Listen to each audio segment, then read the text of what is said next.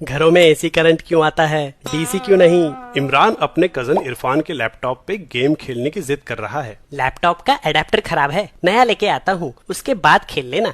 इरफान को गए काफी टाइम हो गया और अब इमरान से रुका नहीं जा रहा। अब नया एडेप्टर लेना ही है तो क्यों ना इस वाले के वायर काट के इसको डायरेक्ट सॉकेट से जोड़ दिया जाए, करंट ही तो चाहिए। इमरान बस स्विच ऑन करने ही वाला था कि तभी इरफान आ गया। अरे भाई, लैपटॉप खराब करेगा क्या? वो एसी नहीं डीसी पे चलता है। अच्छा, तो एडाप्टर का काम एसी को डीसी में कन्वर्ट करना होता है, लेकिन ये बल्ब और पंखा तो बिना एडाप्टर के काम कर रहे हैं। कुछ चीजें जैसे कि लाइट बल्ब और पंखा तो एसी में चल जाते हैं, पर ज्यादातर इलेक्ट्रॉनिक उपकरणों जैसे कि लैपटॉप और टीवी को डीसी ही चाहिए होता है। तो क्या बल्ब और पंखा डीसी पे काम नहीं कर सकते? कर सकते हैं, लेकिन शायद पंखे की मोटर बदलनी पड़ेगी। अरे जब सब कुछ डीसी में काम कर सकता है तो घरों में एसी क्यों आता है? फालतू में एडाप्टर का खर्चा बढ़ गया। एडाप्टर का खर्चा तो बढ़ गया, पर एसी की वजह से काफी बिजली भी बचती है। वो कैसे? इलेक्ट्रिकल पावर जिससे हमारे घर के उपकरण चलते हैं, वोल्टेज और करंट दोनों पे निर्भर करती है, और ये पावर हमारे घरों से दूर पावर प्लांट में बनती है, जहाँ से फिर ये इन मोटे मोटे तारों से होके आती है। सेम इलेक्ट्रिकल पावर को हाई वोल्टेज लो करंट पे भी ट्रांसफर किया जा सकता है